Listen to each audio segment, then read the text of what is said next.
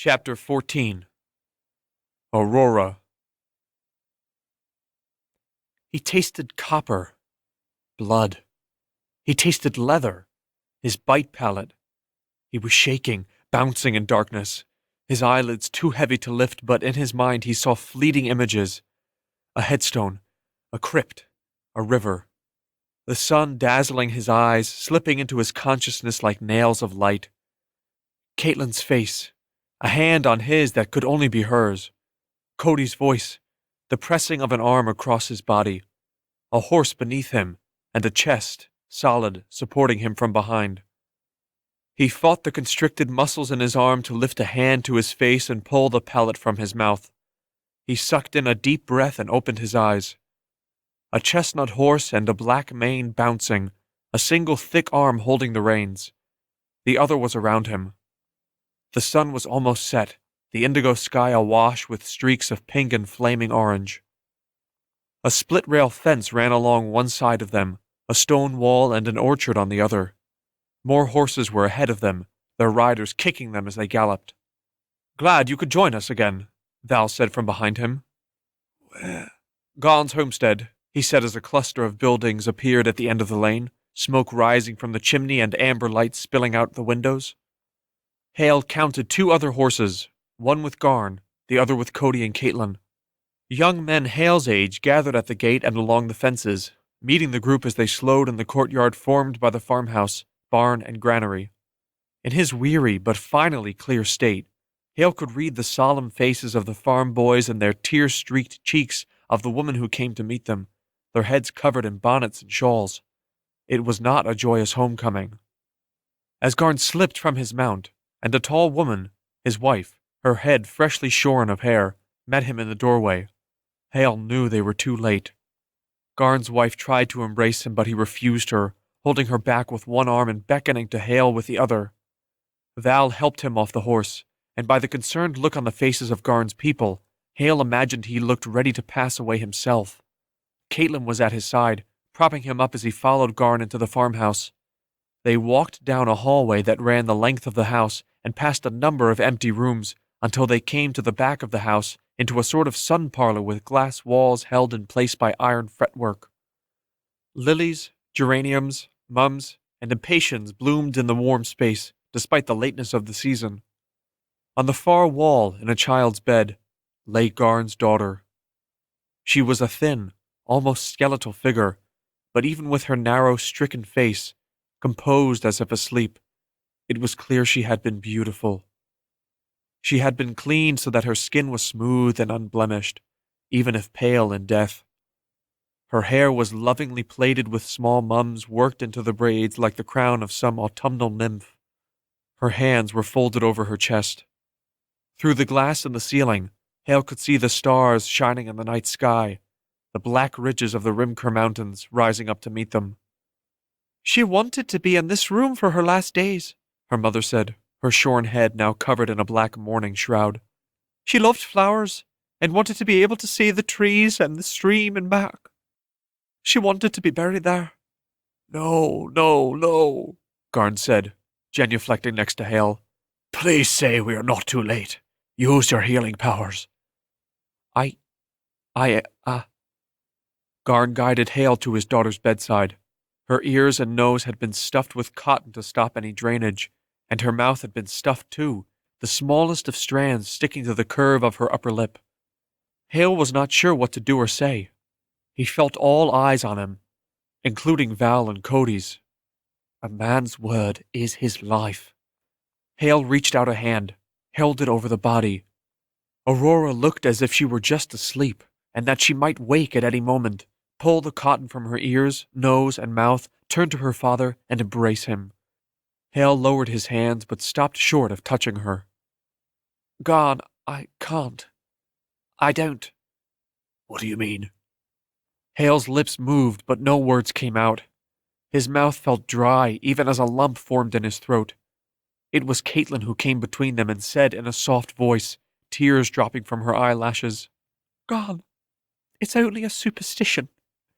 Haille is not a healer. He can't bring the dead back to life."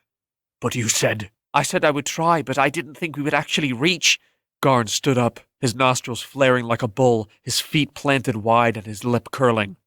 "You mean you used me? Lied to me?" Val stepped forward. There was no honor in his deception, but the boy was desperate. "I ought to kill you," Garn said, cracking his knuckles. Caitlin put her hands to her mouth. Val moved shoulder to shoulder with Garn. He is but a child, Garn. A scared child. Not that he does not deserve some punishment, but not death. You have been good to us. That ends now, Garn said. As if to punctuate his statement, a window in another part of the house shattered, and a farm boy came running down the corridor, pushing into the crowded room. "Garn, riders!" "It seems that we have been located," Cody said. "How many fighting men do you have here?" "Not enough," Garn said. "Everyone to the cellar. Will escape through the passageway." The women, the children, and the few men present began to move as one into the hall, through a doorway and down a set of stone stairs. "There is a way out?" Val asked. "My grandfather was a smuggler of illegal spirits. There is a tunnel that leads out beyond the orchard," Garn said as he picked up Aurora and wrapped her in a sheet. Already the floor was growing empty as the others fled downstairs, the men gathering the last of the children. Garn stood next to the door to the steps, a gatekeeper of sorts. He looked down the hallway at Haille, who had collapsed to his knees on the floor. Garn's eyes were hard and flinty. "You are welcome to flee with us, but not the boy." "He's the prince," Val said. "He can take his own chances. What do I care? My life is forfeit already," he said, a nod towards his injured and festering arm. Cody looked back and forth between them, the two men, Val and Garn, locked in one another's gaze, as if waiting for the other to break. Neither did, until at last Garn turned to Caitlin. "Lass, you told the truth. You are welcome to come with us too." "My place is with my friend," she said. "If that is your choice, so be it," Garn replied and pulled the door shut. He locked it from the other side and they stood listening as his feet descended the steps beyond. "Well, this is some end we have come to," Cody blurted. "I'm sorry, everyone," Haille mumbled. "Sorry is no use right now," Val said, his face lit orange by a torch passing outside. He ducked down out of the light, along with Cody. "Cody, search for some weapons. We might have to settle for fighting with fire pokers and kitchen knives." "So be it," Val said. "Caitlin, Haille, to me." They followed him through the corridors to the front room. Through the windows, Haille glimpsed the riders, their steel gleaming in torchlight, their shouts echoing off the buildings. Cody tried a few keys that he had found in the door to the cellar, but none fit. "Worth a try," he said, tossing the keys over his shoulder. "What do you have for us?" Val asked. "A fire poker, a frying pan, and a broomstick." Val sucked at his teeth. "None of which will help much against swords and spears." A voice called to them from outside. Haille recognized Vondale's strange accent. "Give up the prince, or we'll burn you out." Cody shrugged. "Do we trust this lot?" "I trust them to burn this place down, yes. But these are not methods of a man working for the crown." "Well, that was obvious when they sent hunting dogs to find us," Caitlin added. Cody slid a bench across the floor and barricaded the front door with it. "Maybe we should try to break down that door to the cellar." "Have at it. It's our only chance," Val said, throwing more furniture up against the front door. Caitlin followed suit, carrying chairs and a stool and throwing them on the growing pile. Haille leaned against the meeting of two walls, pressing himself into the corner, wishing he could simply disappear from existence. He had never meant to cause so much harm or to put so many lives at risk. It was turning out to be harder to flee than he had imagined, and even harder to redeem himself from being the disappointment his father had labeled him.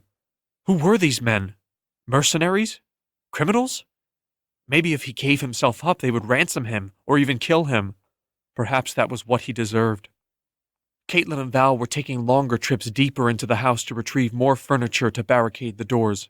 Cody was smashing against the locked cellar door with a doorstop. In the chaos, it was easy for Haille to dash to a window, push it open, climb over the sill, and drop into the courtyard. He was ringed by riders immediately. In the dancing shadows, they all looked sinister and cruel. Haille was still weak, but a surge of fear gave him strength to walk out into the open, his hands raised above his head. He thought he heard Val cry for him to come back, but it was too late now. Among the riders, Haille glimpsed arms thick and hard with muscles, scars of previous battles, and pitiless, unforgiving eyes. Vondale's, this man with the misshapen hands, his own scarred face, and that tattoo curling about his scalp, rode to the fore, a smirk turning up the corners of his mouth. The broken ring around his neck caught the torchlight and glowed red as if it had just been drawn out of a fire itself. "You can have me. Just let my friends go," Haille said. "You are not in a position to negotiate," Vondale said. "I am the prince, and your disappearance, even death, might be enough to start a war." He smiled. "Take him. Kill the others." This was not how things were supposed to happen. Haille began to back up towards the house, where Val, Cody, and Caitlin had followed him out through the windows, but were cut off from him by the ring of riders. Vondale's closed in on him, the blades of his gauntlets flashing as he cantered in close. He opened his mouth. He was about to give some order or to gloat, but he never had the chance. Instead, Haille heard the pounding of hooves, nearing like a stallion running wild. Haille imagined it must be one of the other riders bearing an urgent message. Perhaps they had found the place beyond the orchard where Garn and his people had emerged. Perhaps the rider had lost control of his own horse in the chaos. Vondale turned his head, his mouth still open. He only had time to raise his arm to protect his face before he disappeared in a blur of motion. There was a meat-on-meat slap, a hollow thud as the beast collided with Vondale's horse. His mount fell over, kicking its legs and neighing. Vondale's hung in the air, suspended on what appeared to be spear points and sword lances, until the image resolved itself in Haille's mind and he realized what he was seeing. An elk. The elk, with the metallic antlers. The same elk they had released, crashing through the numerous riders. It bellowed and hissed and rammed Vondale's with its antlers so that the scoundrel was perched on the points briefly before the elk tossed its head in a grand sweep and sent Vondale spinning through the air, feet to the sky, then into the side of the barn. Vondale smashed into the boards with a clatter of armor and unceremoniously dropped face first to the ground in a cloud of manure and dust. The riders tried to regroup, but their horses had gone mad, rearing and neighing, leaving opportunity for the elk to attack and unhorse more men. Vondale, shaking his head and propping himself up on his elbow, tried to shout out orders. "Capture the elk! I want it alive!" But only chaos ensued. The horses were spooked, the men were confused, and in the tumult, Cody and Val overpowered one of the riders, took his sword and a mace, and smote down two others. Caitlin grabbed the bridles of two horses and wrestled with them, both pulling her so that her heels dragged in the dirt. Haille ran to her side and took one of the bridles in his own hand. He only had a moment to find his balance before Silas Bentry ran out at him with outstretched arms. But he did not reach Haille. The elk jumped between them and raked the ground before lowering its rack of antlers and sweeping the man aside. Another man was running at Caitlin, a curved scimitar in his hand. This time the elk was even less gentle, ramming the razor-sharp points of its rack into the man's chest. They punched through his armor, and he began coughing blood up into his beard. Vondale's was up and made a dash for Haille, but Cody rode up and dropped him with a swing of his mace into his back. "That balances the ledger some," Cody said, spinning the mace in his hand. Val was already on one of the other horses. Haille mounted and went to grab Caitlin, but the elk had other ideas, snatching her collar in its teeth and swinging her, limbs flailing onto its back. Her eyes were wide as saucers as a deep voice, Val's, Cody's, Haille was not sure, called out, "Hold on!" Caitlin grabbed fistfuls of elk mane before the animal broke into a run, charged the nearest fence, and leapt over it with inches to spare. "I've lived to see strange things," Val said, then came to himself. "Come on, let's go." "Which way?" Cody asked as the riders struggled to regroup around them. "Follow the elk,"